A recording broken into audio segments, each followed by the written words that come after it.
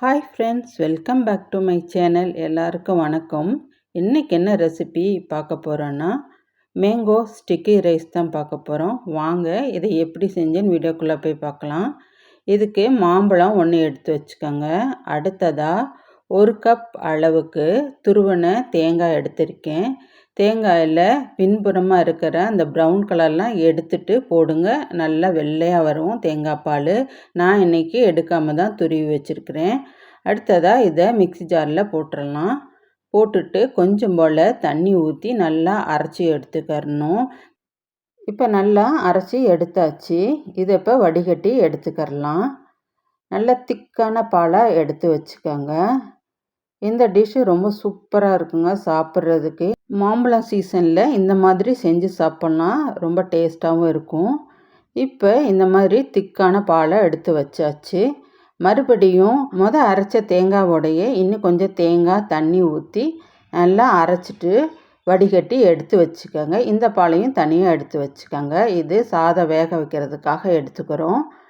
இப்போ இதை 2 பாலையும் தனித்தனியாக எடுத்து வச்சுக்கோங்க. இது நல்லா திக்காக இருக்குது பாருங்கள். ரொம்ப தண்ணி ஊற்றி அரைச்சிடாதீங்க.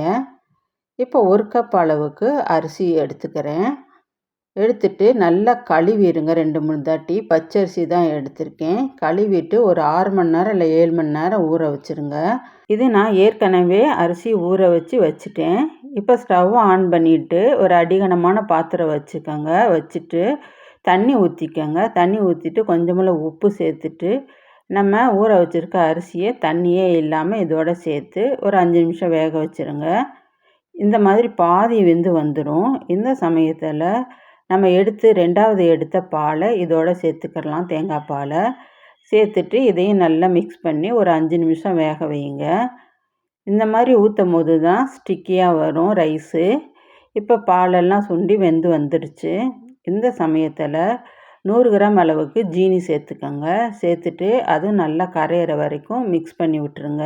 நீங்கள் ஜீனியை மிக்சியில் போட்டு அரைச்சிட்டு பவுடராக கூட இதில் சேர்த்துக்கரலாம்.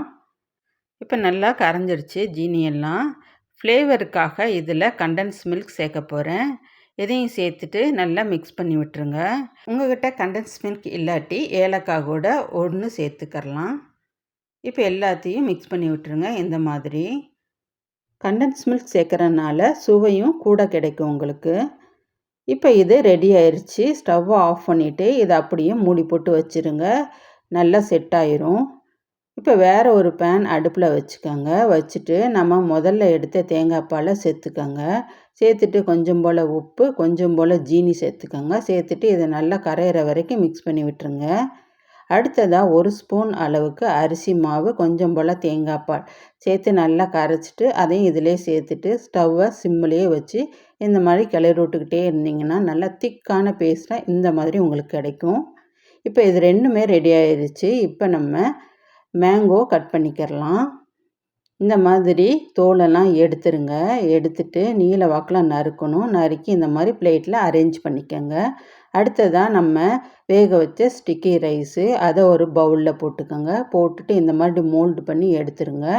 எடுத்துட்டு நம்ம 2வதாக செஞ்ச தேங்காய் பால், திக்கான தேங்காய் பால் அதை இது மேலே ஊற்றிடுங்க. ஊற்றிட்டு அடுத்ததாக வெள்ளை எள்ளு, கருப்பு எள்ளு லேசாக வறுத்துட்டு இது மேலே தூவிட்டு இந்த மேங்கோவோட ரைஸும் சேர்த்து சாப்பிட்டு பாருங்கள். சூப்பராக இருக்கும். கண்டிப்பாக ட்ரை பண்ணுங்கள். தேங்க்யூ.